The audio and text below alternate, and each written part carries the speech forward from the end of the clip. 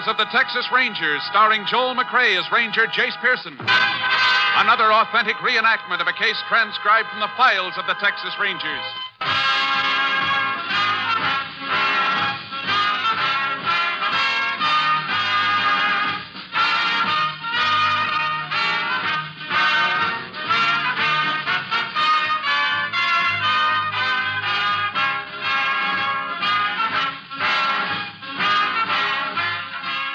Names, dates, and places in the following story are fictitious for obvious reasons.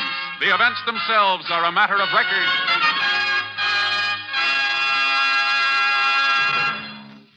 And now, here's today's adventure of the Tales of the Texas Ranger.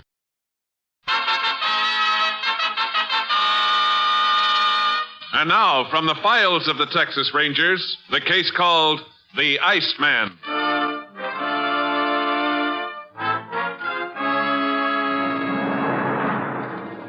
It is 3 a.m. on September 17th, 1948. In a farmhouse 9 miles north of Raynor, Texas, Helen Dreyer wakes from a sound sleep, raises herself on her elbow, and listens for a moment. Then she leans across and taps her husband urgently on the shoulder. Wake up. All right, I'll get up. What's the matter? Somebody downstairs. I don't hear nothing. Listen, in the kitchen. Yeah, I hear it now. I'm going down there. No. I can't let him go. You get hurt. Honey, Please call the sheriff. Don't take any chances, please. Oh, well, maybe you're right. Where the dickens is that phone? Oh, here it is. Operator, get me the sheriff, quick.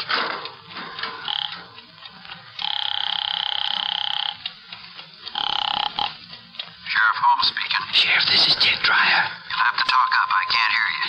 There's a burglar in my house. Who'd you say this was? Ted Dreyer, Farm Road 22. The man's down in my kitchen. Well, I'll get out there right away. He's coming along the hall towards the stairs. I think he's heading upstairs, Sheriff. Don't try to stop him. I'll get there as quick as I can. Dad, he's coming up here. Yeah. What do we do? Oh, Dad, I'm so scared. Ted, you're sleeping, honey. Whatever happens, don't move. You're not gonna... No. Honey, quiet.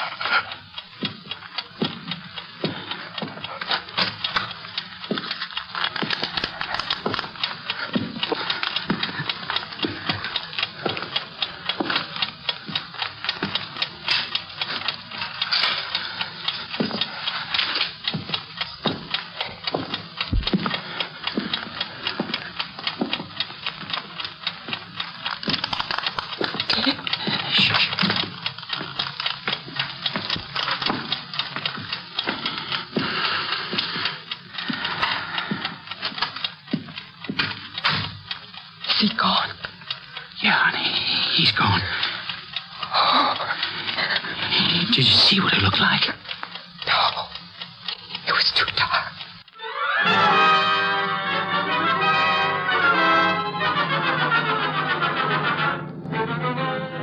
The sheriff reached the Dreyer farmhouse 20 minutes after the departure of the intruder. He found Mrs. Dreyer in a state of hysteria and sent her upstairs with her husband. After a cursory investigation, he immediately contacted the Texas Rangers and requested assistance. Ranger Jace Pearson was assigned, arriving on the scene at 4:25 a.m. The sheriff led him directly to the kitchen. Hey, you see what I mean, Jace? Yeah, I'm glad you called us, Sheriff. Looks like it might be the one we've been after a long time. I kind of figured it was. Way he broke into the kitchen and raided the icebox first. I can't get over that. Eating the family's food before he tackles a job. He's pretty cool. It's one of the things that's made him so hard to catch. Let's see if he's left another one of his trademarks. You looking for anything special, Jace? I've found it. What is it? Method he uses to trip the latch on the screen door. Pushes an ice pick through the screen. Does he always carry that ice pick with him? As far as we know, he does. Cap Stinson over at headquarters calls him the Iceman. Well, Iceman or no, I sure don't relish having him in my county. Afraid you'll have him around town for one more night anyhow. Why would make you say that? It's part of his M.O. Always hits 2 nights in a row in the same area. Pick's house is pretty far from town, and the second place is always on the opposite side of town from the one he worked the night before. It shouldn't be hard to nab him, then. That's what we've thought for over a year now. We even know a couple of other interesting things about him. He never enters a house where there's a dog, and he wears gloves on the job. And even knowing this, we haven't been able to catch him. So you haven't been getting any fingerprints on him then, huh? No, I sure wish somebody'd at least get a look at him. We've learned a lot about him since he's been operating, but we still don't have any idea what he looks like. Well, maybe the dryers can tell us something. She ought to be feeling better by now. Just a second. What's this on the floor? You have a piece of paper handy I can use to sweep some of it up? Well, here's a sheet out of my notebook. That'd do the trick. Uh-huh. Thanks. Yeah, I thought so. What is it, Jason? Here, smell it. I'd say it was snuff. So would I. Mr. Dryer use it? Nope. Ted smokes cigars. It looks like we've just discovered another one of the Iceman's habits. And every time we do, we get just a little bit closer to catching him. I sure hope you're right. Let's go up and see if the Dryers can tell us anything. Miss Dryer was right jumpy when I got here. Not much wonder either. She was the one first heard him moving around in the kitchen. How much money to get here? Over $80. Ted had just been to the bank. All right, if the ranger and me come in? Sure, come on in, Sheriff. Find anything to help you? Well, we think so. How you feeling now, Miss Dryer? Oh, I'm still a little shaky. I don't think I'll ever sleep again tonight. The way he came right into this room. Now, honey, it's all over. I know, but I'm still so scared. Sure. Don't you and the sheriff want to sit down, Ranger?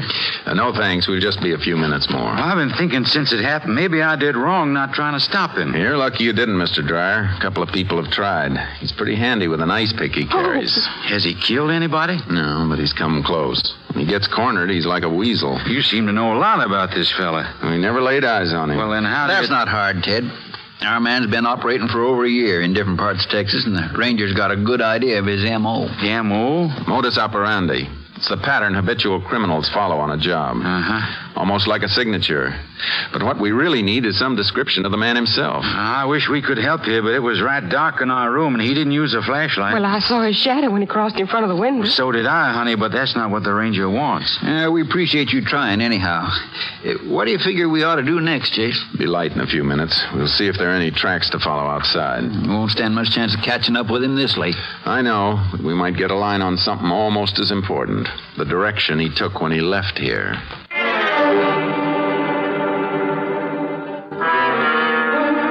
As soon as it was light enough for trailing, we went outside. Back of the house, we found a spot where the thief had rested on the ground prior to the burglary. Near the front door, we discovered tracks leading southeast across the fields. I unloaded charcoal from the trailer, and the sheriff borrowed a horse from Mr. Dryer. Tracks were easy to follow. After about 3 miles, we pulled up. Ooh, charcoal. Oh, boy. Yeah. What do you make of that, Jason? Looks like he stopped to rest again. The way the brush is crushed, I'd say he'd spent quite a while here. Yeah, and I don't figure. Why would a man who just broke into a house stop so close to the place he robbed? Could have been waiting for something. How far is the main highway from here? Pretty close, just over that rise. We'll see if the tracks lead there. Get up, Chunky. Come on, boy. If you're right about his waiting for something, it could be he's got a partner with the car. Meets him on the highway at some special time. Maybe, but our Iceman strikes me more as the type who'd work alone. Tracks look like they're going to lead right onto the highway, Jace. Suppose they do. Where do we go from there? See if he crossed the road. If he did, might give us some indication of where he was heading. And if he didn't? That's something we'll have to try and figure out. Oh, Charky.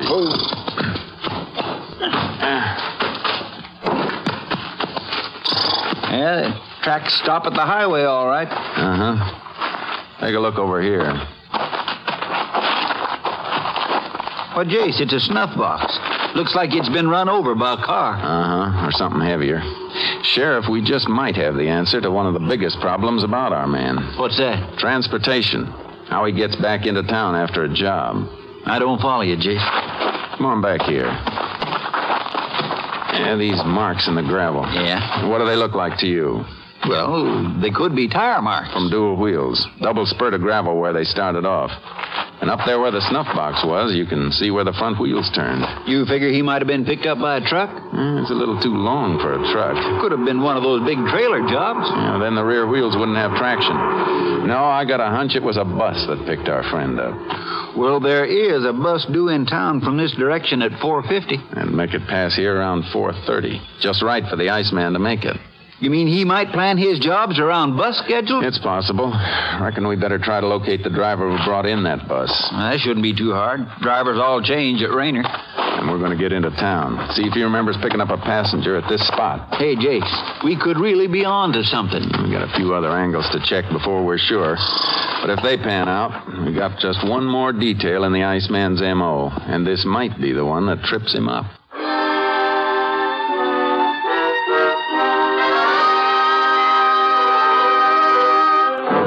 We reached the Continental Trailways bus depot at 8 that morning and located the driver who had brought in the 450 bus. He remembered picking up a single passenger 8 miles from Rayner, but was unable to describe him. I left the sheriff in the depot restaurant and called Austin. 20 minutes later, I had the information I needed. I joined the sheriff at the restaurant counter. Grab a seat, Jace. I ordered you some eggs and coffee. Told the girl to keep them hot till you got here. Thanks. Hey, miss, you can bring the Ranger's order now. Find out anything from Austin? Plenty. Every job the Iceman's pulled has been at a time and place where he could have used a bus to get back to town. Hey, then we are onto something. Yeah, and we're going to try to take advantage of it tonight. Thanks, miss. Jace, how do you figure to work it? According to the Iceman's M.O., he'll pick a house south of Rayner tonight. We can be sure it'll be somewhere not too far from the main highway into town. You reckon we can get him when he tries to board the inbound bus? We're going to try. I checked the schedule. The early morning bus from the south gets to Rayner at 5:06. We'll be tailing it all the way in. It sounds like it might work. How far out do you want to pick it up? 15 miles ought to do it. But we'll make it 20 just to be safe. 20 miles. We'll have to be out on the highway at 4. I reckon we ought to leave here about 3. Uh-huh. We better go catch a few hours sleep now, Sheriff. I don't think we'll get much tonight.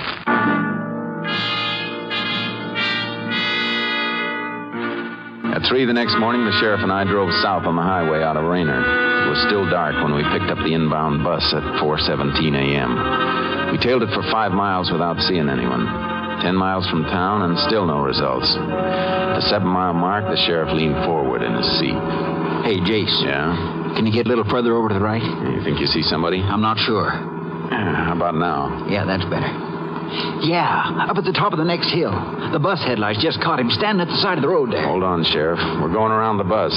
Then we're going to roll. You see him now? Yeah. Stay on your toes in case he makes a break when we stop. Right, Jace. If you get close to him, watch out for that ice pick. I'll try not to get that close. Get ready. Well, can you beat that? A woman. I ought to kick myself. She had me fooled, too. There ought to be some kind of law against women wearing slacks. Reckon she works in the aircraft plant. And we'll let the bus pass us again. He might still be between here and town. What'll we do if we don't spot him? Turn around, come out again. There's another bus due at 9:03. We'll pick it up at the same place and tail it. He's got to be around here somewhere, and we're going to find him.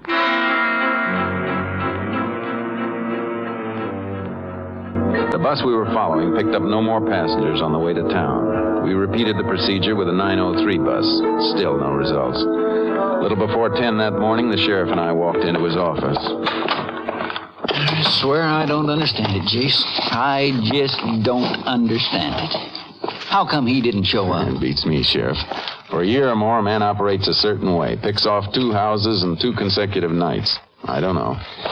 Maybe I was all wrong about that bus routine. No, I don't think so. Once you figure his pattern, it's laid out too clear. Couldn't be only coincidence about his robbing houses near the main highway just an hour or so before a bus passes. I guess not. But if taking a bus into town is part of his M.O., where was he? No robbery reported last night.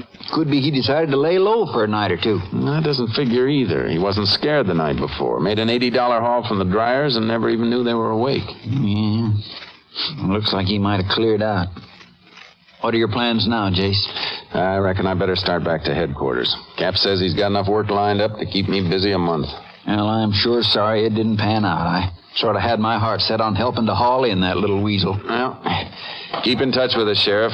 If you hear anything, give us a yell. I sure will, Jason. Thanks for everything. So long, Sheriff. Sheriff home. Yeah? What? Yeah, wait a minute. Jace! Oh, Jace! Call me, Sheriff? Yeah, come here. All right, now give me that again. I see. Sure. Okay, we'll handle it. So long. What's up? Reckon Cap Stinson will have to get along without you for another day. I don't think you'll want to leave now, anyhow. Why not? Our man did hit last night. Robbed an old fellow named Earl Sweezy, 10 miles south of town. Well, I guess I was wrong about that bus routine after all. Maybe. But I got an idea last night with something new for your Iceman. He stole the old man's car, used it for his getaway. I wonder what made him break his M.O. like that. I reckon he had to get away fast. How do you mean? He stabbed old man Sweezy with his ice pick.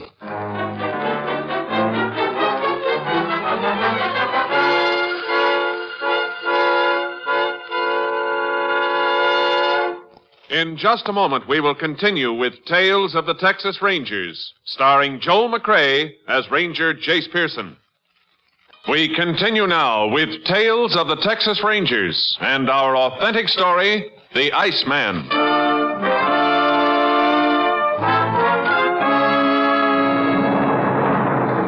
We left immediately for Earl Sweezy's farmhouse. On the way, the sheriff told me as much of the story as he'd heard over the phone. The old man had surprised the intruder and struggled with him before he was stabbed twice in the shoulder.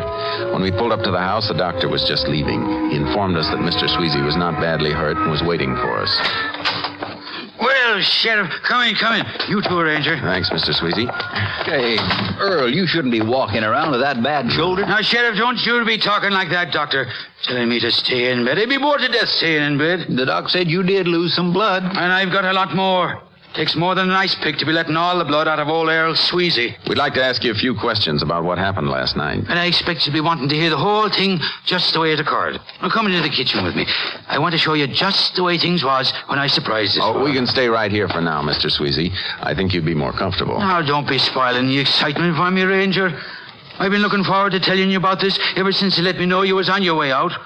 Will you be coming with me? You fought with the burglar in the kitchen? That I did. I was up in my bed, sleeping sound as you please, when I heard the rattling and shuffling down here. What time was this, Mr. Sweezy? Now, I wouldn't be knowing exactly, Ranger, but I had a feeling it was sometime after, 3 or 4 o'clock. Uh-huh. Here we are.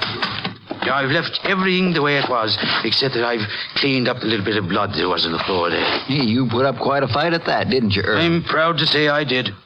And if it hadn't been for that ice pick he was so fond of wielding, it'd have been a different story altogether. What happened after you heard him down here, Mr. Sweezy? Oh, yes, well, I come down the stairs easy like. Yeah. And when I got to the kitchen door, what do you suppose I seen this fella doing? He was probably eating. Somebody already told you about it. No, Mr. Sweezy. That's the way this man operates. Breaks into a house, eats, and then takes whatever money he can find. Is that so now? Well, I'll be quick about telling you the rest, Ranger. I could just make out this fella sitting at the table eating. Mm-hmm. I give a good run and a jump, and before you know it, we was fighting like two wild cats, and then he put this ice pick in my shoulder. Next thing I remember, I come to, and it was bright daylight. I got up and I made it over to Hank Lauer's farm. Don't you have a phone here, Earl? Never felt the need of one till now, Sheriff. Did you get a look at the man while you were fighting? Well, now, Ranger, that's hard to say. I seen him, and I didn't, what with us being so dark and all. Well, could you describe him? Well, the most I could say is about the size of him. He was about my height, and quick. Oh, he was quick as a scared rat. Oh, there's something else I forgot. What's that, Mr. Sweezy? The eyes of him, the eyes. I expect that was the only part of his face I really seen. Mean eyes. Looked at you the way a bobcat does when you get him cornered. Uh-huh. You think you'd be able to identify him if you saw him? As I said, I seen him and I didn't. But I'm thinking I could identify him. We heard in town he stole your car. Is that true? It is, and I'm glad you asked me, Ranger. I was almost forgetting to give you the license number here. I got it right out for you. Thanks. That'll be all for now, and you better take it easy for a while with that shoulder. Oh, don't be worrying about me. I'll be ready whenever you need me again. I hope that'll be soon, Mr. Sweezy.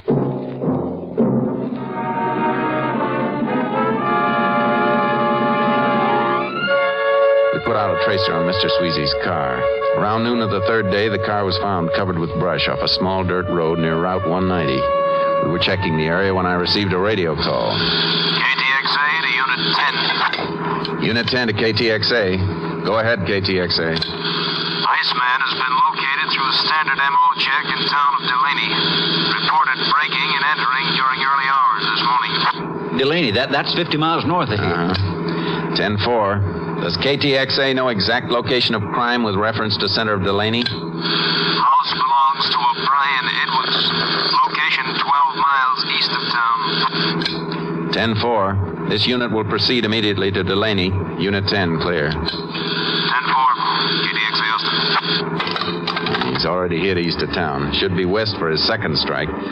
Want to tail a bus again tonight, Sheriff? If it means another crack at this Iceman, you just try and stop me. Let's get rolling, Jace.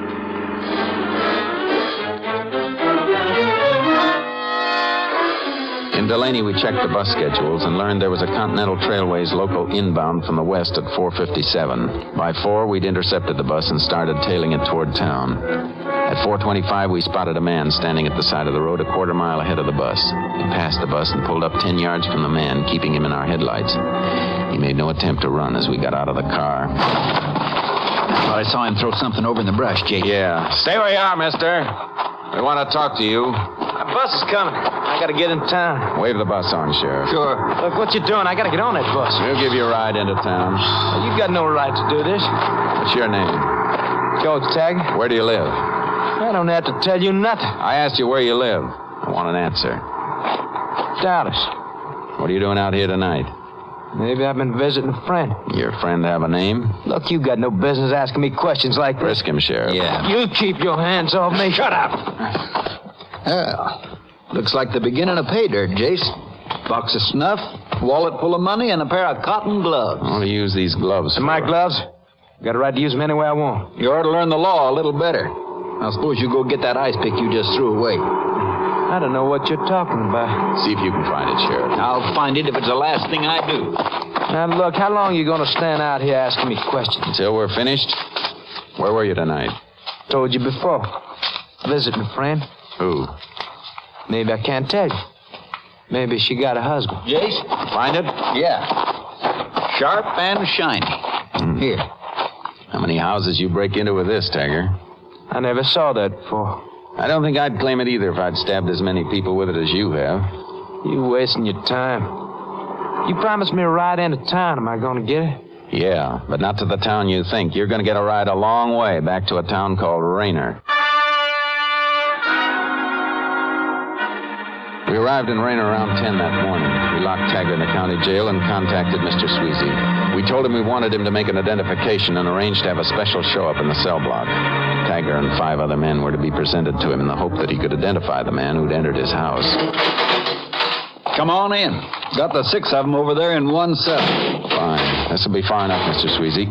Wait here while the sheriff brings the men out. Yeah, I'll have them out for you in a second. Ranger, if I'm not able to identify this man, do you have enough on him to send him away anyhow? Maybe. But without identification, a good lawyer could get him off. All right, all of you, come on out of there. Come on and stop talking. Now form a straight line in front of the cell. Get moving, all of you. We'll get a little closer now, Mr. Sweezy. Any of these men look familiar to you? I'm not able to say for certain, Ranger. Just take your time. That one. Start from the left. That might be him. You.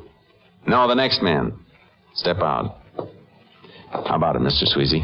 Well, maybe if he was to talk. Anything special you want to hear him say? Maybe if he was to say, I'll get you. That's what he said when we was fighting. Let me hear you say, I'll get you. Look, what is this? Say it. I'll get you. Maybe if he was to whisper. That's the way he says when I heard him. Whisper those same words. I don't know how. You heard the ranger whisper. I'll get you. Mr. Sweezy? Ranger, I can't be sure. I just wouldn't want to be saying. Well, thanks anyhow. Sheriff? Oh, wait a minute. What is it? I was just remembering. In the fight the other night, just before he put the ice pick in my shoulder, I had a hold of him and I scratched the back of his neck. Are you sure? And wasn't I almost forgetting? If that's the man, he'll have the mark of my fingernails across the scruff of his neck. All right, you. Turn around. Look, what you trying to do? Turn around. You can't make me do nothing I don't want to do. Ranger, it is him. That look he got in his eyes just then, I'd know them eyes any place. It's him for sure. Oh, you did it! I'll kill him! Come on. Get out of here! Let's get back in that cell. I said in the cell. You can't put me in it! All right, lock it, Sheriff. I'll get out! Rat it all you want, Taggart. It's going to take more than an ice pick to get through that door.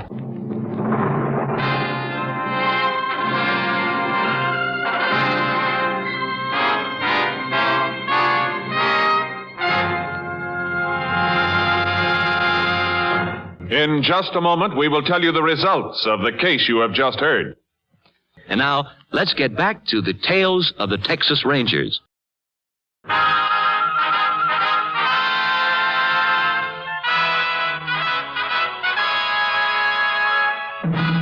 now, here are the results of the case you have just heard. On November 17th, 1948, George Taggart was tried in the Rayner County Court on dual charges of felonious assault and burglary. He was convicted and sentenced to 23 years in Huntsville Penitentiary. Next week, Joel McCrea in another authentic reenactment of a case from the files of the Texas Rangers. The cast included Tony Barrett, Lillian Bayef, Whitfield Connor, and Parley Bear. Technical advisor was Captain M.T. Lone Wolf Gonzalez of the Texas Rangers. This story was transcribed and adapted by Charles E. Israel, and the program is produced and directed by Stacy Keith. Hal Gibney speaking.